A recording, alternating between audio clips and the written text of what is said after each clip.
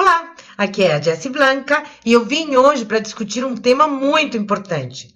Ao aprender um idioma, gramática sim ou gramática não? A minha opinião é a seguinte: primeiro a gente precisa ter contato com a língua. Primeiro falamos para depois aprender as outras habilidades de um idioma. Quando a gente tem esse primeiro contato, a gente vai buscar esse contato assistindo séries, ouvindo músicas, tentando entender o que se fala numa entrevista ou num noticiário. E aí a gente vai começando a ter esse contato forte com a língua e a gente vai tentando entender o que é falado. E aí a gente tem digamos que um desafio. Por quê? Porque o português e o espanhol são muito parecidos. Só que em determinados momentos existem preposições utilizadas de forma diferente, algumas estruturas usadas de forma diferente, e essas estruturas é que precisam ser tocadas. Nem sempre é uma gramática profunda. Não, existem momentos sim que a gente vai precisar entrar na gramática para conseguir realmente dominar os elementos, como por exemplo quando a gente usa pronomes de objeto direto, objeto indireto, quando usa objeto indireto e indireto como pronomes. Isso é infalível, a gente precisa sim entrar na gramática.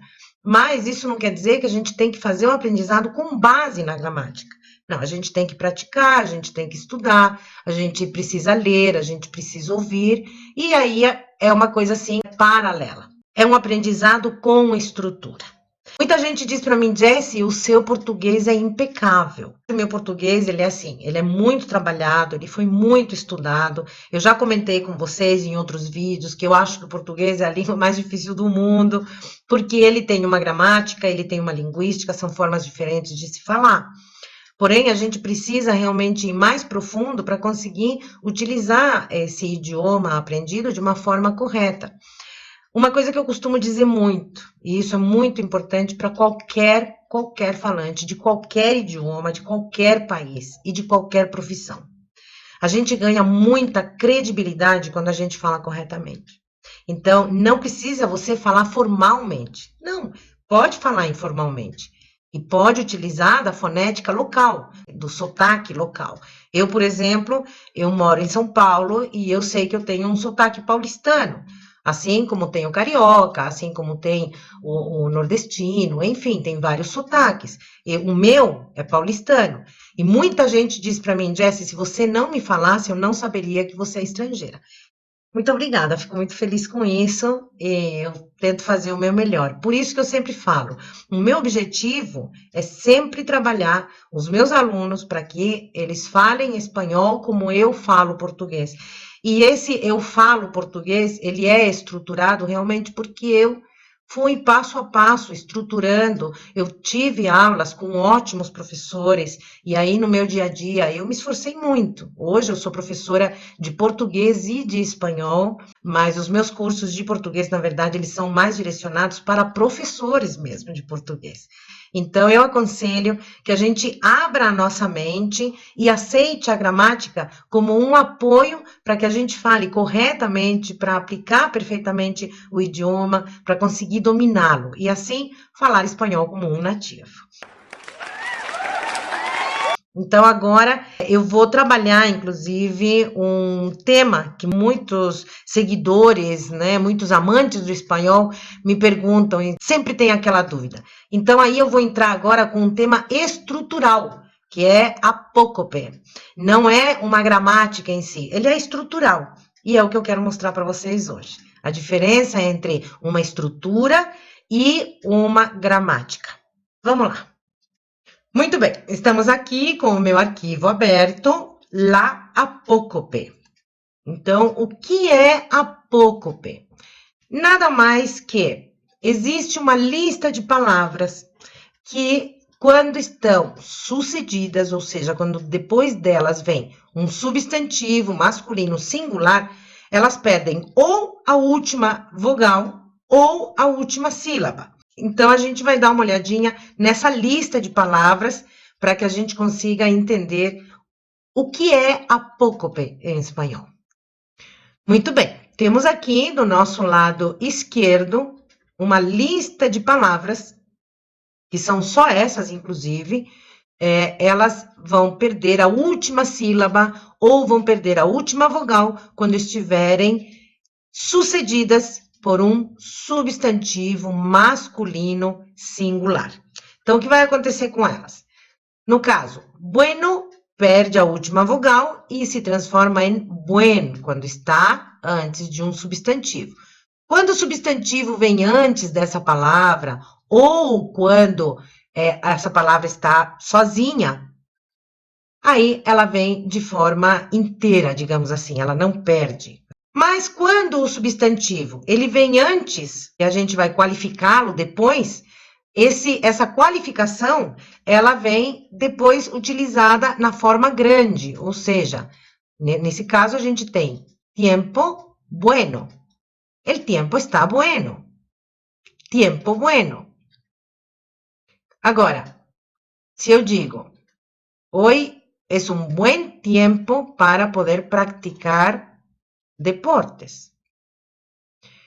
Então, o que aconteceu aqui? Daqui, da direita para a esquerda, deixa eu marcar aqui, da direita para a esquerda, o que aconteceu? Houve a perda da vogal O. Por quê? Porque depois desta palavrinha, bueno, que ele é um adjetivo, vem um substantivo. E aí, nesse caso, ela perde o O. A mesma coisa vai acontecer com as outras palavras, e aí a gente tem que tomar cuidado onde? Nessas daqui. Por exemplo, hombre malo. Quando eu digo hombre malo, eu estou dizendo que um homem é ruim. Homem ruim. Aqui, mal hombre tem outro significado. O significado é de um homem que deixa a desejar. Então, muito cuidado ao utilizar um substantivo antes desses adjetivos, tá? Então, no caso de dia alguno, também, ele muda de significado para algum dia. Por quê? Porque dia alguno é a mesma coisa que nunca. E algum dia existe a possibilidade de que determinada coisa aconteça algum dia. Então, muito cuidado aí. Já sítio ninguno, sítio, lugar, ninguno. E nenhum sítio, significado mesmo. Livro, primeiro, também. Primeiro livro. Capítulo terceiro, mesma coisa. Terceiro capítulo. E por último, 31. Aqui só existe um número, não tem nenhum substantivo em seguida e tal. Então, ele vai com a forma grande. Agora, un año. Año, substantivo, masculino singular. Então, o número 1 perdeu aí o também. Então, o que aconteceu da direita para a esquerda? Aqui, essas palavras perderam a última vogal. Quando antecederam um substantivo masculino singular. Então, muita atenção aí. Agora, vamos ver o próximo tópico. A palavra santo, ela perde a última sílaba antes de nomes próprios. Então, a gente fala San Juan, San Pedro. Mas, tendo substantivos, ela vai manter a forma grande, tá? Santo hombre, hombre santo. Sí, todos os homens são santos. Exceções. Santo Tomás, Santo Tomé, Santo Toribio, Santo Domingo. Daí, essa é uma das regrinhas, né, da estrutura do espanhol. Então, vamos trabalhando isso para que a gente vá se acostumando. Vamos ver o próximo tópico. Um pouquinho diferente da lista de palavras que perdem a última vogal ou a última sílaba antes de um substantivo masculino singular, nós temos aqui 3 palavrinhas que elas vão sofrer apócope antes de substantivos masculinos e femininos. Então, vamos ver como funciona isso. a gente vai precisar tomar cuidado aí com qualquer e grande. Por quê? Porque quando a palavra qualquer está depois de um substantivo, ela é um pouco pejorativa. Então, quando eu digo assim, um ninho qualquer, quer dizer que é uma criança aí sem qualificação.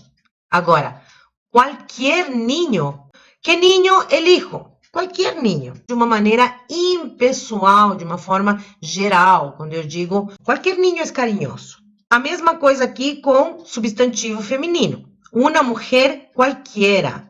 Então, mulher está vindo antes, logo a palavra qualquer não vai sofrer apócope. E aí, quando eu digo uma mulher qualquer, é uma mulher qualquer. Ela é uma mulher qualquer. É bem diferente de dizer qualquer mulher. Então, aqui eu estou usando o qualquer de uma forma indeterminada, de uma forma impessoal. Então, eu posso dizer, qualquer mulher compra sapatos. A mesma coisa com gran e grande. Empresa grande. Então, aqui o substantivo está vindo antes, né? Grande, neste caso, funcionando como um adjetivo, dá a ideia de tamanho. E aí, quando eu uso o substantivo depois dessa palavra, que quando ela sofre a apócope, então se transforma num outro significado. Aí é uma coisa assim mais qualificada. Então aqui eu coloquei um exemplo para ficar bem claro. Rosmarie não é uma mulher grande, pero é uma gran mulher. Olha a diferença. Mi hijo não é um niño qualquer. Olha a diferença. Qualquer pessoa pode equivocar-se. Então, muito cuidado com essas palavras, porque quando elas vêm antes de um substantivo, elas têm um significado, e quando elas vêm depois de um substantivo, elas têm outro, tá? E agora vamos dar uma olhadinha no 100, 150, 100 dólares, 100 moedas. Então, ele usa a forma grande, sem apócope, quando ele está antecedendo outro número de 1 a 99, tá?